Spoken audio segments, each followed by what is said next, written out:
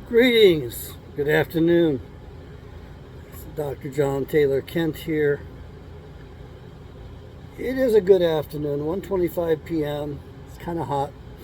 The air conditioner's blowing pretty high. It's right above my finger there. As you can see, it's in the ceiling. It's not ducted.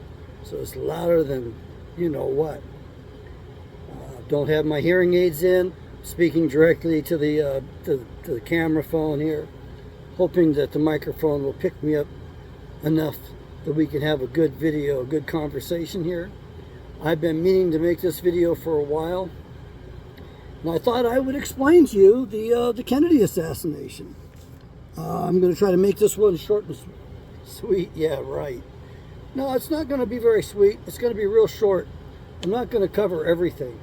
I'm going to tell you that quite a bit of it was written about in a book by, I think, a fellow named Gaydon, called The Elite Serial Killers of JFK, RFK, Martin, MLK, and Lincoln. He covered the assassination in there. He named most of the shooters. He also told you what rifle, the cartridge, the caliber, scope, open sights or optics, and how many rounds each one of the shooters fired. He didn't get it all right, in my opinion. He missed out on a couple of things. But I will ask you a question right now. How many presidents did it take to kill one sitting president? You know, think about that. Think about it. How many presidents do you think it took to kill Kennedy? Now, I heard about this a while back, and I read about this about that far through the book. So here's more than halfway through the book. Just couldn't read it anymore. I got tired of it. Started to repeat a little bit. This is Michael Collins Piper. There were several editions on this. This was the final one. I got it for only $50. It was selling for $100 at the time. I got it from Texmar's office. The gentleman was too busy finishing up 2 books to be able to meet with me. And I wish I'd have bought 2 of these because I'd like to mark up one and save one and keep it pristine. So basically, I'm going by memory because it's been a long time since I opened this book up. There was a senator in a limousine who discussed the Kennedy assassination. And this senator was highly respected from Texas, very conservative gentleman, very supportive of the military. And he said that the public wasn't ready to hear the truth about the Kennedy assassination. And so I'm just going to explain this little piece of it today, keep this video short. I want to get more views. And above all, go buy my Bible. I'm not selling many Bibles, but I sure wish I could. I make a little bit of money off them. I'd love to sell a whole bunch. I'd like to turn you all into Bible readers is what I'd like to do. Like this video if you don't mind and share this one. So what happened in Dealey Plaza that day is that there were CIA operations going on. 2 of them, okay? 2 different CIA operations, independent of each other. And in the one, they were setting up a false flag in which they were going to make it look like an assassination attempt upon President Kennedy's life for the sole purposes of justifying an invasion into Cuba. So they wanted war with Cuba that badly that they were going to fake an assassination attempt on the president. However, the group who was in charge of that thing didn't realize there was another group who was going to kill the president for sure. And that's what happened. So you had 2 different CIA projects going on at the same time. And you had the one in which they were going to fake an attempt on President Kennedy's life, and the other one that actually was set out to take his life.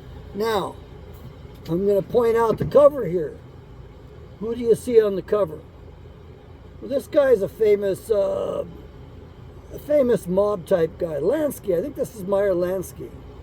And this guy is the guy who ordered the assassination. Why? So Israel could get nukes. And Johnson gave him nukes immediately afterwards. Not going into that this time, okay? But this guy, within 6 weeks of the assassination of President Kennedy, had to resign from being Prime Minister of Israel. David Ben-Gurion. By the way, he wasn't a Jew. Well, I guess maybe in some way he was. He was a practicing Buddhist. I think that's it, if I remember right. It was a religion from India. This guy over here is the one you want to focus on. I just found out recently, I just saw him, clips of him in a couple of videos. Dr. Turley had him in a clip of the video, but Dr. Turley didn't realize the importance of this guy, nor the importance of his utterance. His utterance was, there was no perfect democracy. And you realize that that's how this guy justified the murders that he committed. He had several hit teams that were off the CIA books. And his name, and they don't like it when you use the middle name because he never used the middle name. I guess he was Hispanic, so it's really pronounced Jesus. James Angleton. James Jesus Angleton. He was in counterintelligence in the CIA. And there's videos about him. Some of them have already been scrubbed from YouTube. Some are still up. And there's some video interviews of him.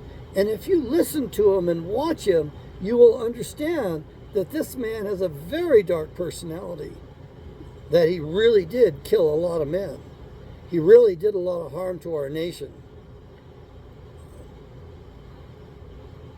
So the CIA had two different operations going on that day. One of them was just kind of a dress rehearsal, if you will, an excuse to be able to invade Castro's Cuba. And the other one was the real taking of the man's life. All right, I'm going to keep this short. My name is Dr. John Taylor Kent. Please like this video and post it on social media. We do need to get the word out. This book is Final Judgment by Michael Collins Piper, and he covers a lot of stuff. He even names the hitman who was working for J. Edgar Hoover, and he names the Kennedy assassination eyewitness that his hitman murdered. It's in here. Okay, go get this book. It's pretty thick. I don't know how readily you can get it, but I think you need to get it. And I think you need to go through it. Okay, may Yahweh bless you.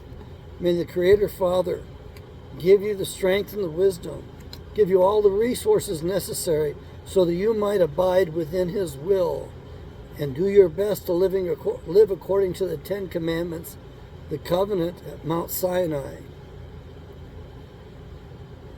I have been negligent in making videos because I don't think we need an FBI. I don't think we need a CIA. I think we need the original structure the founders gave us, which means restoring the Senate so that the state governments are represented and you don't have some damn super glorified super congressmen elected to office like we have today, professional politicians.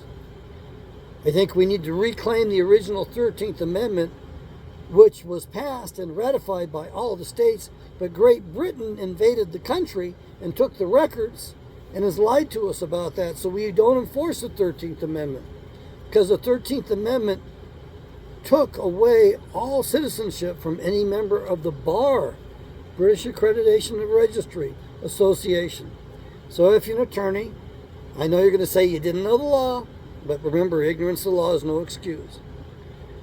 I suggest you learn the law and you work, you scramble, you bust your butts to form an American association for attorneys that's proper. We need to restore all the way. Monitor just went blank. All right, bring it back up. Give me some lighting. Come on. We need to restore all the way to the original 13th Amendment and do away with all the rest of the amendments. That's what we need to do as soon as possible. And this monitor's not going to light up for me. I hate Windows so much.